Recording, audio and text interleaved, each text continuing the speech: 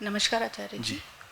आचार्य जी, अभी आपने ग्रंथियाँ खोलने वाली बात कही थी, तो ये ग्रंथियाँ क्या हमें अपनी खोलनी है या संसार की तरफ देखना है, या ग्रंथियाँ खोलने का मतलब स्पष्ट नहीं है? सब कुछ अपना है, वेदांत में सब कुछ अपना है, संसार भी अपना ही है।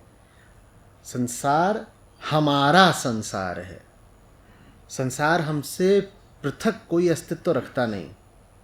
तो अपनी ही ग्रंथियां खोलनी है। हाँ, अपनी ग्रंथियां संसार में कर्म करे बिना खुलेंगी नहीं, यहाँ संसार का महत्व आ जाता है। लेकिन संसार आखिरी चीज़ नहीं है, आखिरी चीज़ है हमारी अपनी वेदना का उपचार। हम यदि ठीक हों, संसार जैसा भी है उसके वैसा होते हुए, तो क्या आवश्यकता पड़ी है सांसारिक मसलों में उलझने की? तो वेदांत निश्चित रूप से आपको घोर सांसारिक सक्रियता भी सिखाता है, लेकिन संसार की खातिर नहीं, अपनी खातिर। संसार में बहुत कुछ करना पड़ेगा, इसलिए नहीं कि संसार का बहुत महत्व है। अरे संसार तो सत्य ही नहीं है, संसार तो छाया की छाया है। सत्य क्या है? आत्मा। आत्मा की पहली छाया क्या? अहंकार। और अहंकार की भी छाया क्या? संसार। तो हम छाया की छाया से शुरुआत करें क्या? अब वेदना किसको हो रही है? तीन है, आत्मा, अहंकार, संसार। इन तीन में मैं किसको बोलते हो? कष्ट किसको है? अहंकार को। तो काम अहंकार पर करना है, लेकिन अहंकार को आत्मा की ओर ले जाने में संसार का महत्व आ जाता है, क्योंकि अहंकार और संसार बिल्कुल साथ साथ चलते हैं ना। एक द्वैत के दो पहलू हैं ये। तो इसलिए आप पाएंगे कि जैसे स्वामी विवेकानंद का भी उल्लेख किया कि दुनिया भर में गए घूमे, उन्हें कोई विश्व भ्रमण का शौक थोड़े ही था, पर एक दिशा दिखानी है यदि अहंकार को, तो काम संसार में करना पड़ेगा। लेकिन संसार में आप जो भी क्रियाकलाप कर रहे हो, करते वक्त ये भूल न जाएं कि आपका उद्देश्य कोई सांसारिक बदलाव लाना नहीं है, आपका उद्देश्य आंतरिक बदलाव लाना है। आंतरिक बदलाव आ गया तो संसार अपने आप ही ठीक हो जाता है। अंदर जैसा है बाहर वैसा स्वयमेव रहता है। ठीक है। बड़ी दिक्कत हो जाती है जब लोग सामाजिक क्रांति लाना चाहते हैं, कोई सामाजिक सक्रियता या समाज सेवा आदि प्रदर्शित करना चाहते हैं, लेकिन उनके उद्देश्य में आत्मस्थ होना निहित नहीं होता। और आपको अधिकांश समाज सेवी इसी कोटि के मिलेंगे। वो कहते हैं दुनिया में गड़बड़ है, वो दुनिया में गड़बड़ ठीक करनी है। मैं पूछता हूँ, बिल्कुल सही बात है, अच्छी बात है, दुनिया गड़बड़ ठीक करनी है, पर दुनिया की गड़बड़ किसके लिए ठीक करनी है? और अगर तुम नहीं जानते कि दुनिया गड़बड़ किसके लिए ठीक करनी है, तो तुम्हें यही ठीक से नहीं पता कि दुनिया में वो गड़बड़ करी किसने। दुनिया स्वयं तो स्वयं को गड़बड़ नहीं कर लेती ना। जिस मूल से संसार विकृत होता है, भ्रष्ट होता है, मलिन होता है, उस मूल को ही अगर तुम नहीं पहचान रहे, तो तुम संसार की सफाई भी कैसे कर लोगे? संसार का मूल है अहंकार। अभी पिछला महोत्सव ऋषिकेश में जब था, तो वहाँ पर कई लोग आए थे, वो बात कर रहे थे कि हम वेस्ट मैनेजमेंट में काम करते हैं। तो अच्छी बात थी, मैं उस बात के साथ खड़ा हुआ हूँ, बिल्कुल गंदगी की सफाई होनी चाहिए। कोई प्लास्टिक की बात कर रहा था, ये सब सारी बातें थी, मैं उन सब के समर्थन में। लेकिन मुझे ये तो बता दो बाबा कि जब तक इंसान वैसा ही है जैसा है, तो गंगा में जो प्लास्टिक तैर रहा है वो कम कैसे कर लोगे तुम? एक दिन आप में से कुछ लोग थे अभी पिछले शिविर में, एक दिन हमने भी करा ये, क्योंकि काम उनका सराहनीय है तो हमने सहयोग दिया। हमने कहा हम भी जाते हैं, पूरी सफाई करेंगे, तो 2-4 घंटे में 100-150 लोग जितना कर सकते थे उतना कचरा बीना, काफ़ी कचरा बीना गया, कई बोरे वहाँ से निकले, ये सब किया हमने। लेकिन वो सब करने के बाद भी ये प्रश्न तो बाकी ही रह जाता है ना, जहाँ से कचरा आ रहा है तुम उस जगह को नहीं ठीक कर रहे, तो तुम कचरे को कैसे ठीक कर लोगे? इंसान जब तक वैसा ही है तो कचरा कैसे बदल जाएगा? तो दुनिया में जो भी काम करना है वो ये याद रख के करना है कि दुनिया हमसे ही है, हम पहले आते हैं, सब कुछ अपने लिए करना है इस अर्थ में। ठीक है। पर आचार्य जी, इसमें जो रिश्ते हैं वो आपको सेल्फिश कहते हैं, अगर आप इस डायरेक्शन में लग जाते हैं काम करने। देखिए, सेल्फ के अलावा कुछ होता ही नहीं, तो कोई सेल्फिश हो नहीं सकता, और कोई ऐसा है नहीं जो सेल्फिश ना हो। सेल्फ के अलावा होता क्या है? सेल्फिश कहने का तो अर्थ ये है कि जैसे आप सेल्फिश हो भी सकते हैं और नहीं भी हो सकते हैं, आपके पास विकल्प था सेल्फिश होने या ना होने का, और आपने सेल्फिश होना चुन करके कोई बड़ा घोर अनैतिक काम कर दिया है। छी, सेल्फिश। मैं सेल्फिश हूं तो तुम क्या हो? कौन है जो सेल्फिश नहीं है? संभव ही नहीं है स्वार्थी सेल्फिश ना होना। हर व्यक्ति सेल्फिश है, उसे होना पड़ेगा, यह नियम है। अंतर यहां नहीं होता कि कोई स्वार्थी है और कोई परमार्थी है। अंतर इसमें होता है कि जिस स्व का अर्थ तुम तलाश रहे हो, उस स्व को तुमने परिभाषित कैसे किया है। स्वार्थी तो हर कोई होता है, स्वार्थी तो अवतार भी थे, लेकिन जिस स्व की बात हो रही है, जिस मैं की बात हो रही है, वो क्या है? कौन हो तुम? अंतर स्वार्थी और स्वार्थी में नहीं होता, अंतर ज्ञानी स्वार्थी और अज्ञानी स्वार्थी में होता है। एक स्वार्थी होता है जो जानता है कि वो किसका अर्थ माने हित साध रहा है, और एक स्वार्थी होता है जिसको पता ही नहीं होता कि वो अपनी पूरी जिंदगी किसकी सेवा में लगाए दे रहा है। स्व अर्थ, अर्थ माने हित, स्वयं के हित की परवाह करने को स्वार्थ कहते हैं। अब अगर ये जो स्वयं है, ये जो मैं है, ये मैं वो है जिसे अपनी बुराइयां हटानी है, जिसे धीरे धीरे अपना उत्थान करना है, तो स्वार्थी होने से अच्छी बात क्या हो सकती है? लेकिन ये जो मैं है, अगर ये अपने आप को जानता ही नहीं और अंधा होकर के दुनिया भर में भटक रहा है कि कभी ये पालूं कभी वो पालूं, और इस भटकने को ही अपना स्वार्थ बोलता है, तो स्वार्थ से बुरा कुछ नहीं हो सकता। खेद की बात यह है कि ज़्यादातर लोग बुरे किस्म के स्वार्थी होते हैं। हमें अच्छे किस्म के स्वार्थी लोग चाहिए। अच्छे किस्म का स्वार्थ क्या है, समझ गए हैं? जहां आपको वाकई पता हो कि आप कौन हैं और पूरी दुनिया क्या है, और इसीलिए दुनिया का हित किस में है। अर्थ का अर्थ होता है हित।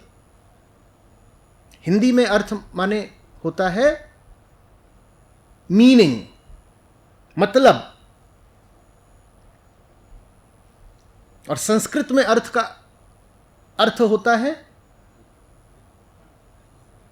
हित। तो स्वार्थ का आशय है अपना हित देखना। इसमें क्या बुराई हो सकती है स्वार्थी होने में? मैं ये भी नहीं कह रहा हूं कि बुराई हो सकती है, अच्छाई हो सकती है। मैं कह रहा हूं अनिवार्य रूप में से हम में से हर व्यक्ति स्वार्थी है। अंतर बस ये है कि आपके स्वार्थ का तल क्या है, आपके स्वार्थ की दिशा क्या है, आपके स्वार्थ का स्तर क्या है। वो स्वार्थ जो स्व को कम से कम करता चले, घटाता मिटाता चले, वो स्वार्थ परमार्थ कहलाता है। और वो स्वार्थ जो स्व को ही खिलाता पिलाता चले, स्व को ही और फैलाता चले, वो स्वार्थ फिर सामाजिक भाषा में निंदनीय हो जाता है। कोई इसमें बुराई नहीं है अगर आप अपने वास्तविक हित की परवाह करती हैं। हमें और ज़्यादा लोग चाहिए जो स्वयं को पहचाने और अपने असली हित का चिंतन करते हुए उसी दिशा में घोर और सक्रिय कर्म करें। और इस बात को बिल्कुल भी गलत मत समझिएगा अगर आप अपने हित के लिए प्रयासरत हैं, क्योंकि जो अपने वास्तविक हित के लिए प्रयासरत हो गया वो पूरी दुनिया का कल्याण कर देता है। और जो व्यक्ति कहता है साहब हम में स्वार्थ बिल्कुल नहीं है, हम तो दूसरों के लिए जीते हैं, ऐसे बहुत लोग मिलते होंगे आपने आपको। उनको बड़ा भारी सुख मिलता है घोषित करके कि देखो अपने लिए तो हम जीते नहीं, हम तो दूसरों के लिए जीते हैं। हो तुम अज्ञानी, जी दूसरों के लिए रहे हो, तुम दूसरों का भी सत्यानाश कर दोगे।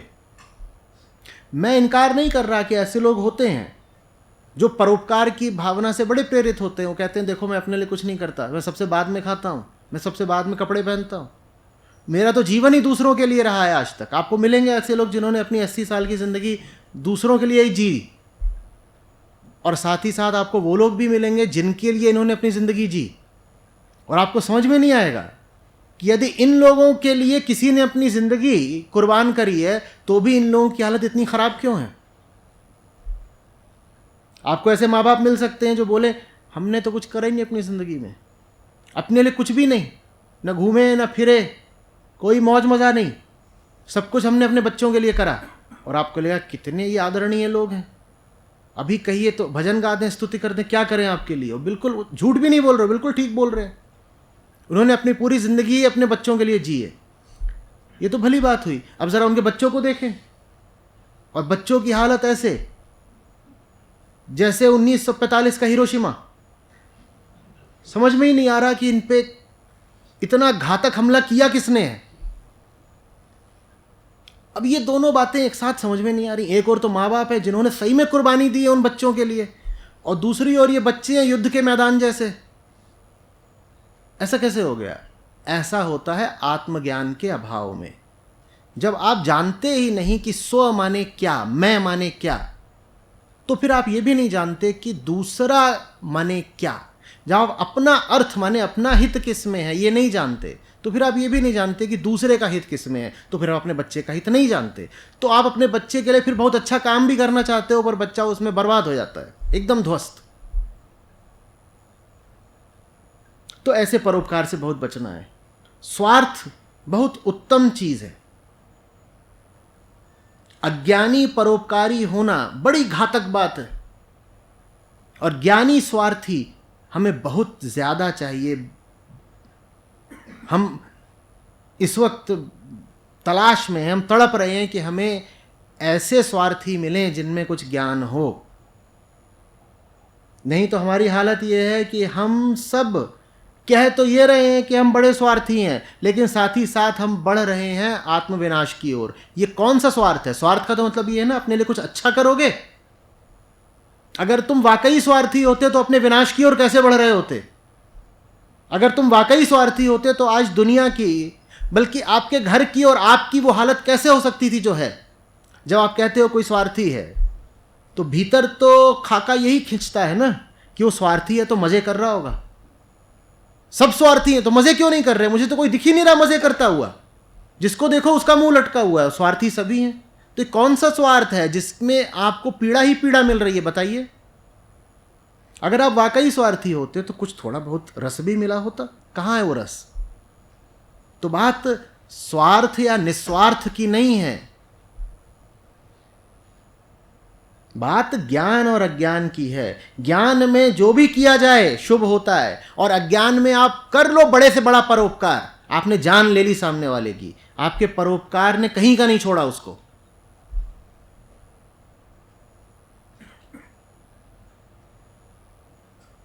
आ रही बात समझ में? आचार्य जी, लेकिन अगर हम ज्ञान की तरफ भी जा रहे हैं तो अहंकार का आखिरी स्वार्थ तो शरीर से रहता ही है, तो जो कि अहंकार के साथ ही चलेगा, तो उससे तो हम बच नहीं सकते। प्रश्न क्या है? प्रश्न है कि शरीर से जो भी रिलेटेड चीज़ें हैं, जैसे जैसे बेसिक सर्वाइवल करने के लिए जो भी रिक्वायरमेंट्स हैं, उसके लिए तो हमें स्वार्थी होना ही पड़ेगा, लेकिन वो ज्ञान या अहंकार की तरफ से आता है। नहीं, मैं समझा नहीं। शरीर के लिए खाना पानी दाना रुपया पैसा छत चाहिए, तो फिर आगे? वो शरीर तो अहंकार का ही पार्ट है या अलग है वो? अरे बाबा, अहंकार हो ही नहीं सकता शरीर के बिना। हम ये मतलब कहाँ पर ये लाइन ड्रॉ करेंगे कि आप हैं, ठीक है, आप जैसे सामने खड़े, आप एक जीव हैं, ठीक है, शरीर है और चेतना है। चेतना शरीर के साथ है, लेकिन शरीर से जुड़ी होकर के वो खुश नहीं है। उसको समस्या है, ये आपकी स्थिति है। अब इस स्थिति को समझ के आगे काम करिए। ये हमें कब तक कितनी हमारी शरीर की बेसिक रिक्वायरमेंट है और कहाँ से ये आगे शुरू हो जाती है चीज़ें? रिक्वायरमेंट आप जब पूरी करते हो तो वो आमतौर पे शरीर की करते हो, ठीक है।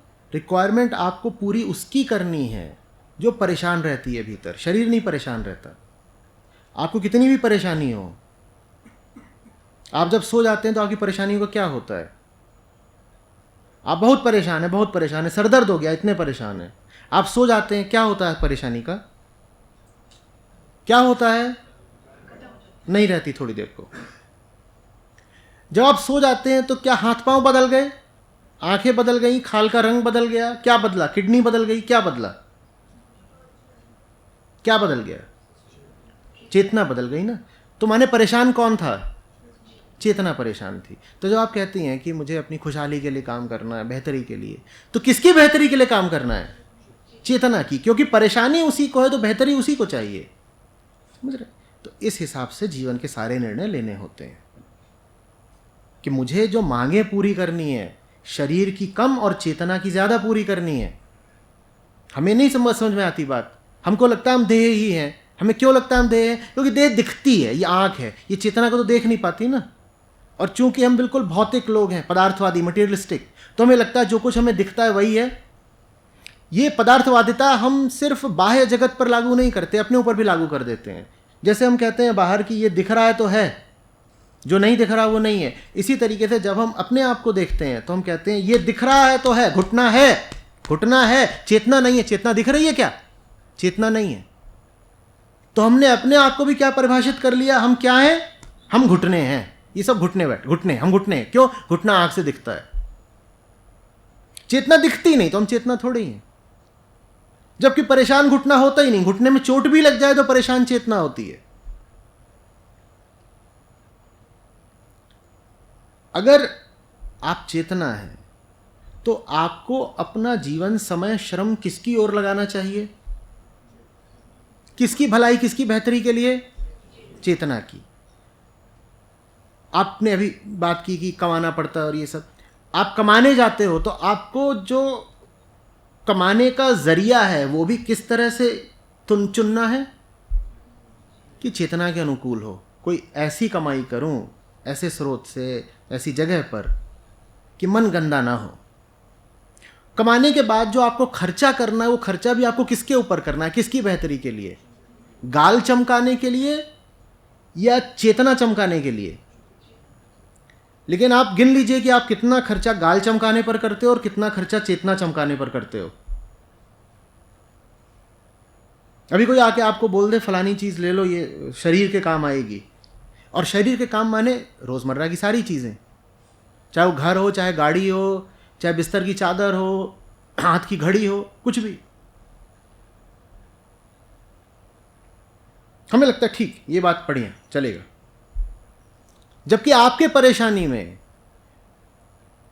आपके शरीर का योगदान 1, 2, 5% से शायद ज्यादा कुछ भी ना हो।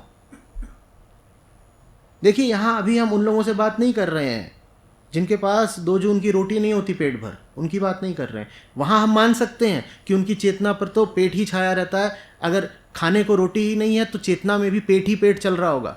हम उनकी बात नहीं कर रहे हैं अभी। भारत अब जिस स्थिति में पहुंच चुका है और पूरा विश्व जिस आर्थिक हालत में है, ऐसे लोगों की तादाद अब कम से कम होती जा रही है जिनके सामने प्रमुख समस्या ये है कि पेट चलाना है। अब बहुत कम लोग बचते जा रहे हैं धीरे धीरे। दुनिया जितनी आर्थिक रूप से समृद्ध आज है, इतनी इतिहास में कभी भी नहीं थी। और मानसिक रूप से दुनिया जितनी रोगी आज है, इतिहास में कभी भी नहीं थी। तो वो सारी आर्थिक समृद्धि फिर किसके काम आ रही है? शरीर के काम आ रही है। आज एक आम आदमी के पास जितना पैसा है, इतना दुनिया के इतिहास में कभी भी नहीं रहा। और आम आदमी यहां से जितना परेशान और दुखी है और जितना हिंसक हो गया है, इतना वो कभी भी नहीं रहा। तो जाहिर है ना ये पूछना सवाल कि वो सारा पैसा जा कहां को रहा है? फिर कहां को जा रहा है? वो घुटने की सेवा में जा रहा है। और बहुत महंगी होती है घुटने की सेवा। हम जीवन भर खाल चमकाते हैं। खाल से आशय जीवन की बाहरी परत। जिंदगी में जो भी सबसे बाहरी और सतही चीजें हम उनको ही चमकाते रहते हैं, उसी में हमारा सारा पैसा जा रहा है, सारी श्रम, सारी ऊर्जा, समय सब उसी में जा रहा है। खोपड़ा भी उसी में लगा हुआ है हर समय, कैसे करेंगे सब।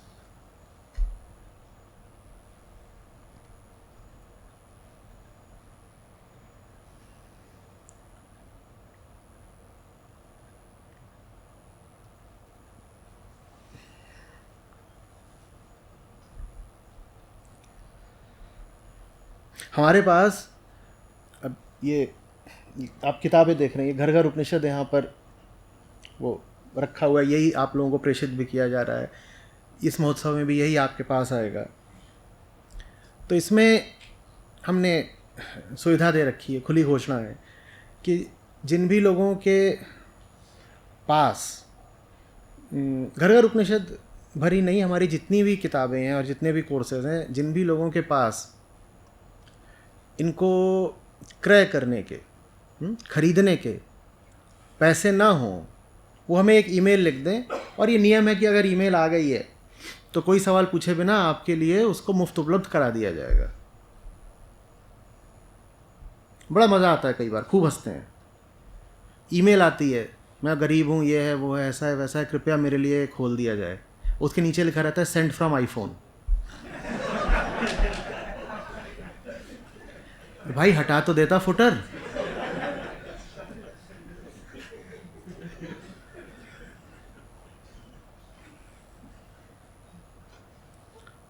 इतना ही नहीं होता है, वो व्यक्ति वो भेजेगा। और उसके बाद हमने नियम बनाया है कि अगर आपने एक किताब ले ली है तो कम से कम 15 दिन तक दूसरी मत लो। ये निःशुल्क किताबों के लिए नियम बनाया है कि एक किताब ले ली, 15 दिन तो लगेगा ना पढ़ने में, 15 दिन तक दूसरी मत लो। वो दूसरी ईमेल आईडी बनाएगा, कभी अपनी बहन की ईमेल आईडी लेगा, कभी अपने माँ की ईमेल आईडी लेगा, कभी किसकी लेगा, और लिख करके भेजेगा। पकड़ में कैसे आता है? पहली बात, सब में पता एक ही लिखा होता है। दूसरी बात, सेंड फ्रॉम आईफोन।